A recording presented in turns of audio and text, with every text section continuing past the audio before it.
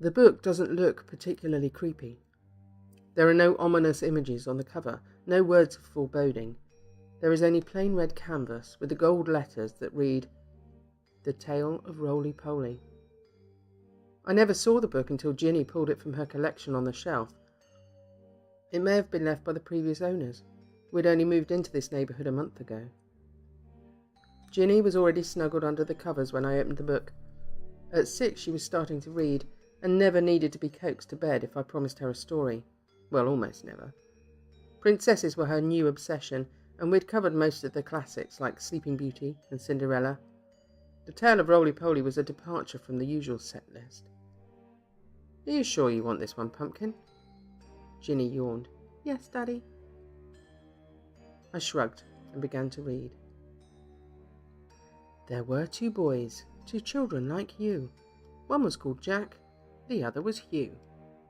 The boys sat in their room, for there was nothing to do. They were so bored, a common bugaboo. The book contained a simple illustration of 2 boys in a bedroom decorated with baseball-themed wallpaper. They thought and they thought. They huffed and they puffed, until Hugh said, Phew, enough is enough. Let's play a game. We'll upend this loose end. I know, said Jack. I'll call on my friend. I groaned internally and hoped that Ginny would soon fall asleep. This wasn't exactly Dr. Seuss. Jack took the book and said the words written down. Come out, you silly old clown. With a wish and a whoosh, a fizzle and pop, Roly-Poly arrived with a great big plop. There was an enormous figure that dwarfed the 2 boys next to him. The man was dressed as a traditional pantomime clown, complete with a ruff, white makeup, and garish red lips. How do? Said the clown. I've come to play. You? Said Hugh. Oh dear, holy moly. Don't be scared, declared Jack. It's just Roly-Poly. What shall we do? Said Hugh, all aflutter, as he pulled out his toys from the bedroom clutter. There were many games of various names, all wires and megawatts, a singing machine, a trampoline, there were even 2 robots. Oh no, said the clown, this will not do. Let's play some real games. Ditch this techno voodoo. Come with me and you'll see. My home is quite grand. You'll have all that you need in topsy-turvy land. The 2 boys nodded, their hearts filled with glee. They took the clown's hand and counted 3 Mississippi. Hugh and Jack closed their eyes. As the world twirled and twirled, they whooped with joy as a new land was unfurled. The clown's home was quite splendid, full of candies and treats. The fun never ended. No parents, no chores, no bedtimes or rules, no horrible homework from boring old schools. The boys played and played, and all 3 were glad, until one fateful day, when the clown became sad. What's wrong, Roly-Poly? Is there something we can do? The boys asked and asked, but their worry still grew. Oh dear, the clown mumbled. My apologies most humbled. I'm just very hungry, as his large tummy rumbled. Would you like chocolate or chips or gooey cream cake? We have hot dogs and ice cream and every milkshake. But the clown shook his head, for his belly did ache. Then he grabbed little Hugh. A fine meal you will make. My stomach flipped when I saw the contents of the next page. I shut the book immediately. Let's call it a night, Princess. Ginny tried to protest, but her eyelids were heavy with sleep. What happened to the boy, Daddy? I'll tell you tomorrow. I kissed Ginny on the forehead and turned out the light. I went downstairs and poured a large glass of wine before reopening the book. The page that I'd closed contained an illustration of a gruesome scene. The clown held one of the boys above his head and had bitten into the child's left side. His teeth tore away chunks of pink flesh as blood trickled down his ruby-stained lips. The boy's eyes were shut, his tear-streaked face frozen in an agonized expression. Spurred on by morbid curiosity, I continued to read. Roly-Poly grabbed the boy and held him aloft. He took a big bite. Sweet Hugh was so soft.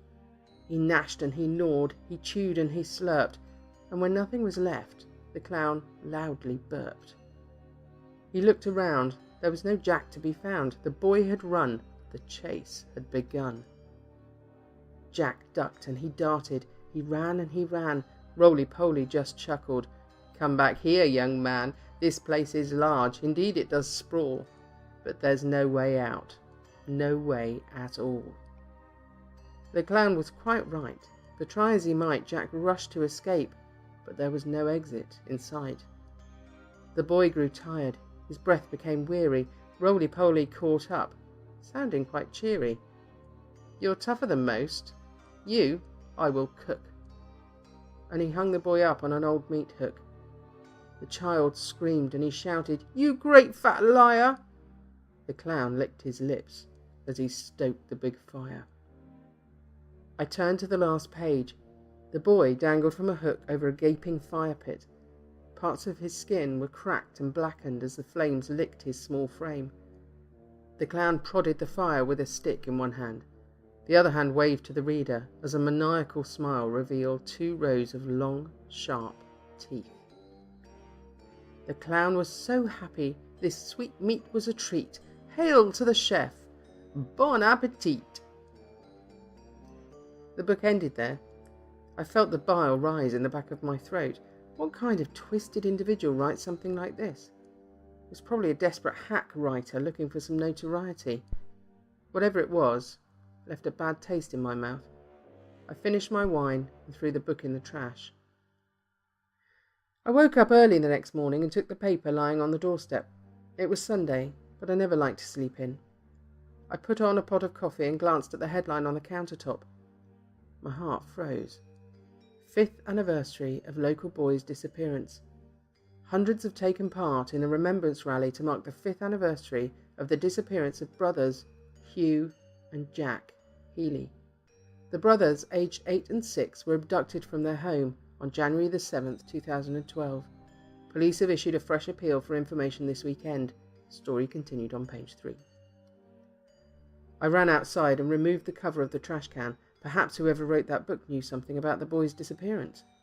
At the very least, I needed to report the sick material to the police. My stomach lurched as I regarded the contents of the can. The book was gone. A primal panic rose in my chest as I dashed upstairs to Ginny's bedroom. A single piece of paper lay atop the crumpled sheets of her empty bed. Ginny picked a good book, a true tale to excite, but Dad did not like it. He thought it was trite. He stopped the story at the moment of glory. "Oh no, not for you. This part is unfit." The clown didn't like that, not one little bit. So Roly-Poly told Ginny, who was ever so skinny, "Let's have some fun. We'll show that old ninny." And now Ginny plays in the land topsy-turvy, full of sugar and spice and all things that are girly. And while the princess holds court in dresses of satin, the clown simply smiles. She'll do. She'll fatten. It's been 1 week since Ginny went missing. I've given the page to the cops, but they're as baffled as I am. Every hellish verse of that awful book is seared into my skull. I can't sleep. I can't eat. I'm typing this as both an appeal and a warning. If you find this book, don't open it. Don't read it. Call the police. A child's life may depend on it.